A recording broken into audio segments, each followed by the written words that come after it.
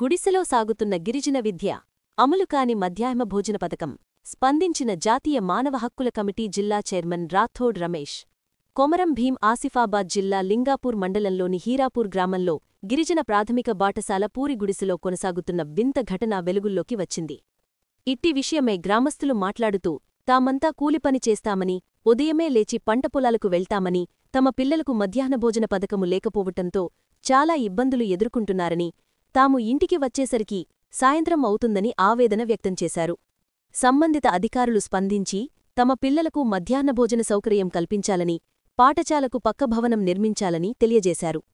ఈ సందర్భంగా జాతీయ మానవ హక్కుల జిల్లా కమిటీ చైర్మన్ రాథోడ్ రమేష్ మాట్లాడుతూ ఇలాంటి ఘటన పునరావృతం కాకుండా అధికారులు చర్యలు తీసుకోవాలని, నేటి బాలలే రేపటి పౌరులని, పసిపిల్లలని తెలిసికూడా నిర్లక్ష్యం వహించడం శోచనీయమని, ఇట్టి విషయమై సంబంధిత అధికారులు చర్యలు తీసుకుని సమస్యలను త్వరితగతిన పరిష్కరించాలని తెలియజేశారు.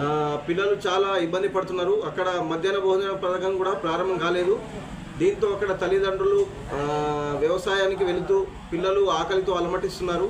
ఈ విషయంపై జిల్లా అధికారులు తక్షణమే స్పందించి హీరాపూర్ DWPS పాఠశాల పక్క భవనాన్ని నిర్మించి అలాగే మధ్యాహ్న భోజన పథకాన్ని కూడా అమలయ్యేలా చర్యలు తీసుకోవాలని మేము జాతీయ మానవ హక్కుల కమిటీ తరఫున జిల్లా యంత్రాంగాన్ని విజ్ఞప్తి